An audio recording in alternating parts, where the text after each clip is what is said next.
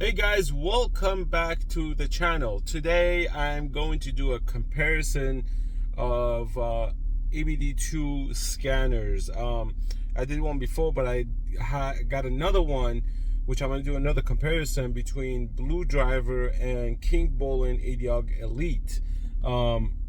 These two compact scanners, they have two different features, but I want to compare which one has the better feature for people to use at home.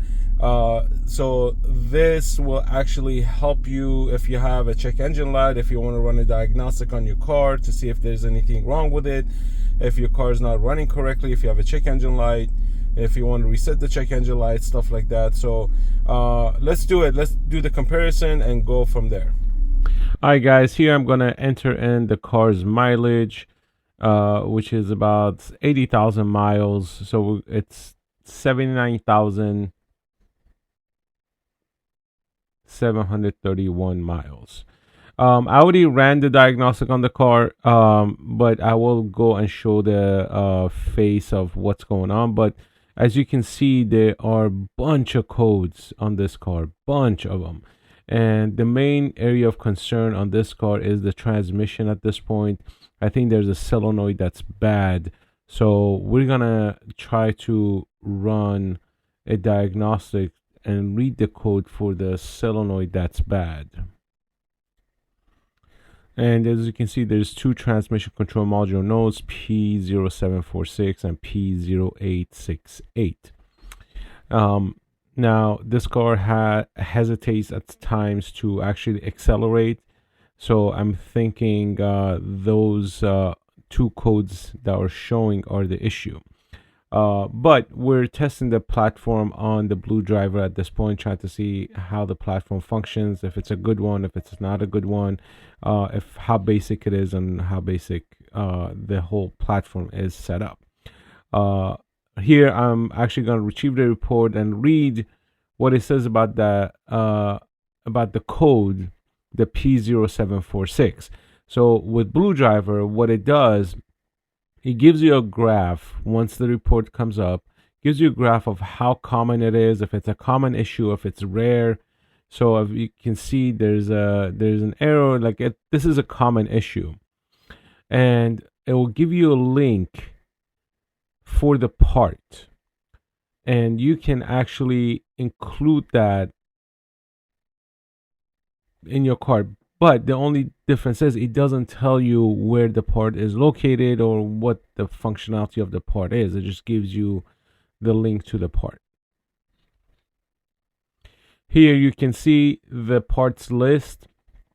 It seems to be a solenoid that, it's outside of the transmission casing. Again, I don't know where this solenoid. This is a sensor. Okay, it's not even a solenoid. This is a sensor. The issue is with this car. I'm gonna show you guys what the difference is between this device and the Ediag one as far as the comparison and information goes. So this one tells you it's a sensor, right? So now we're gonna go and check the platform, what other functions this device has. We're going to check the other features of this car. We're going to do the smoke check feature. So with the smoke check feature, basically you're going to have to, it basically runs a diagnostic of the car. It tells you if the car will pass a smoke check, or if in a different area, it's called an emission test. When you go into this feature, the tool is going to run a scan and tells you what needs to be fixed in order for you to pass smoke test or an emission test. On the top right hand corner, there's a scan button, so you're going to click the scan button, and this is the result you're going to get. It's going to give you all the green check marks, which if it's available for your car, and some of the ones that says not, like heated catalyst or second air system or AC refrigerant. So those are not available on this car, so it doesn't even matter. And then we're gonna go and check the graph feature of this device. So it gives you the car is on, so he's gonna give you a little graph of how the car is functioning. This is the O2 sensor. This is the secondary option. This basically goes into the setting of the device itself. When you click on the live, that's where the graph is. Here you get to choose what options you want the graph to work on. And it gives you whatever options available with the car. Some of them are not available, but you're only limited to 5. And since this is not a bi-directional device, it only allows you to monitor the timing, like the air sense, mass airflow rate, intake, air temperature, whatever you want. There's a bunch of options. You get to choose what you want to monitor, but you can only do 5 at a time. That's what is limited to. So there's a lot of options available. Again, if it's not available to click, that means your car is not equipped with it. So here you see the live data, RPMs at 625 and within the 600s, calculated engine load value 25%, and it gives you a percentage what the normal is supposed to be. So absolute throttle position is supposed to be between 3.1 to 3.5. This is at 3.5. Mass airflow rates from 0.4 to 0.4, which is at 0.4 at this point. Engine load value 24.7 to 25.5, so it's fluctuating between 24.7. So as you can see, this is it. This is all you can do with this thing. That's all you have. These are all the options that you have. It reads the code, it clears the code if you have a check engine light on, and pretty much that's it. You could add your own information to it once you fix something. That's an option you have as well. So now let's go and check out the Ediag OBD2 sensor or OBD2 reader. All right, so once the OBD2 reader is connected to your car and to your phone, this is the mainstream you get. You get OBD2 function, maintenance function, reports, history, all system diagnostic. So we're going to go into the OBD2 function. So what it's going to do is going to scan the vehicle, and what it's going to do is going to run a quick diagnostic to include grabbing the VIN number. But this is the first thing it'll do. It'll go through a protocol search. It'll grab the VIN number, and then you are ready to basically, start checking for codes. So we're going to do read fault codes. No fault code come back at this. So with this one, it's very so there's a learning curve with this device. There's some functions you are able to do and some functions you aren't able to do with the OBD2. And because we just read a bunch of codes on the blue driver, we're gonna have to basically go and do a system maintenance, system diagnostic first, all system diagnostic. So we're gonna do the all system diagnostic. Click on that, and then it's gonna basically give you VIN decoding, and this will basically pull the VIN number off the car after it connects to the device again. Because every time you exit them, any type of diagnostic feature, it has to reconnect once you enter again. Okay, here it recognizes the VIN number of the car. All right, so now we're going to go for functions. We're going to do basically automatic search. And you're going to do confirm.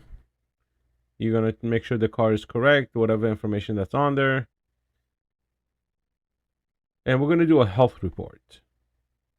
When you do a health report, it's going to run this little diagnostic, and it's going to basically run it through the computer and see what fault codes come up. So this seems to give us all the fault codes that's within the car.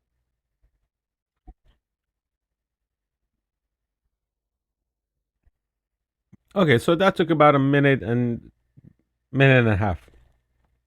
And here it's basically going to display all the abnormal information that the car is pushing out. So what we have is anti-lock brake system, body control system, transmission control module, audio and video, intelligence power distribution unit, automatic back door, and the normal part is listed on the below. So now we're gonna go back to the transmission module, and we're gonna check and see what the issue is, and we're gonna read the fault code and P0746 pressure control solenoid 8 function, and P0868 security press. I'm not sure what that is either, but when you click on it, it will describe to you what the issue is. So the issue is with the hydraulic solenoid.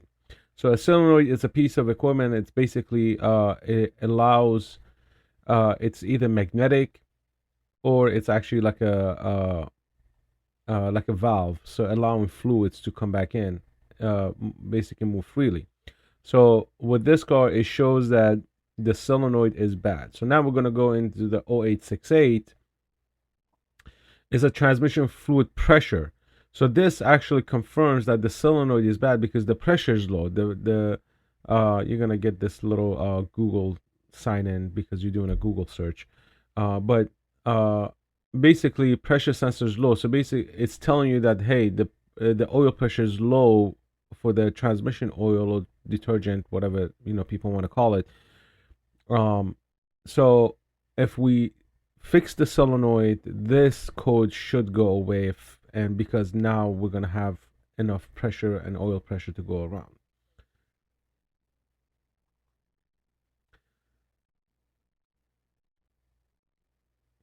So here we're gonna go into a different field. Basically, we're gonna check and see, just like how the blue driver had graphs, this also has graph feature. This one only allows you to do 4 graphs at a time instead of 5 like the blue driver does, but it doesn't really make a difference having one extra one. So we're gonna just pick some random ones just to see how the graph is gonna display, and if we like it or not. So if you see the combine portion, if you add, I'm not gonna click the combine, but here it actually shows you the numbers, fluctuating. The gear on top, you see it's neutral or park, but if I put it in drive, it quickly changes to drive. So it's actively scanning the transmission. And here actually I wanted to show you guys what the graph looks like. So here's what the graph is going to look like. Each section is going to be colored differently. So there's ISOLite 1, ISOLite 2, and ISOLite 3. And it's going to have, as you can see, it's different colors. So I changed the gears and it showed the fluctuation between them and what happened with them. This is another function that you could do with this device. So the blue driver doesn't have a transmission monitoring system. This one does. This one allows you to to check your transmission functionality. The blue driver does not allow you to do it. And as you can see, it gives you an ATF fluid temperature. So that was the temperature of the transmission fluid. So there's a lot of functions in this one. There's a lot of things you can monitor. We're just gonna try different options and see what we get. But again, you want to see functionality and graph just to see how the car is functioning, how is it changing. If you have a bad solenoid like this car has, I didn't take the car for a drive, so you're not gonna see how the car performs because that issue is not constant. It only happens once in a while. But even though I don't want it to consistently happen, so I need to research and figure out how to change that part on this car. So here we're gonna exit out the transmission part, and we're gonna go into other areas that we can actually scan and watch. There's a lot of options. So you could do so many things with this thing. You could monitor so many things. All right, so I'm gonna exit out of this part, and we're gonna go back to so this one is the trouble code. We're gonna go back to the main menu at this point.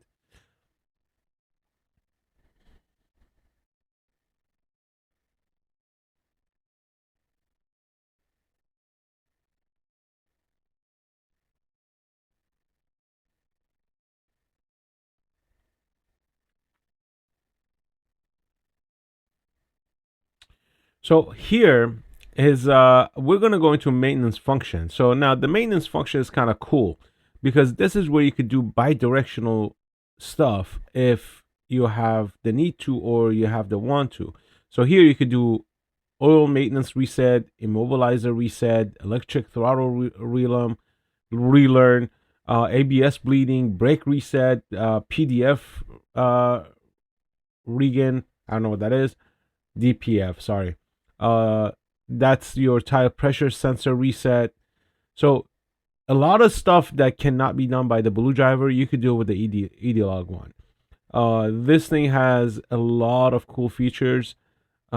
Adaptive front lighting, air level calibration. There's so many things you could do. Some of the cars, like the Range Rovers, they have air shock, so you could do calibration with this to recalibrate the car.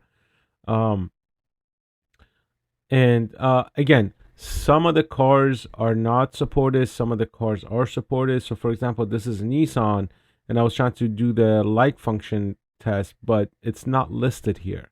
So, I can't basically use this for on a Nissan. Maybe I need to download the package for the Nissan, but it's not here, so I can't. I was gonna show you guys how you could actually turn the car lights on with this app. But you have injector coding. This is basically you could reprogram your injectors to be more efficient, to allow more fuel in, bunch of different stuff. It's basically it's going to try to connect to the device again. So the only thing is it has to connect and load. So it might take a minute, not even a minute, like seconds for it to do that. Then you're gonna find the manufacturer of your vehicle. This case is Nissan. It tells you to switch on ignition. You turn this ignition on. Then you're gonna do system selection.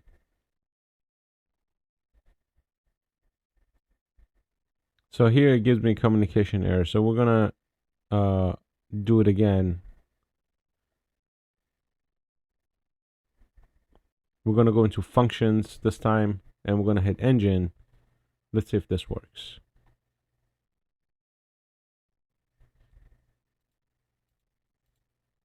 Again, it gave me a communication error.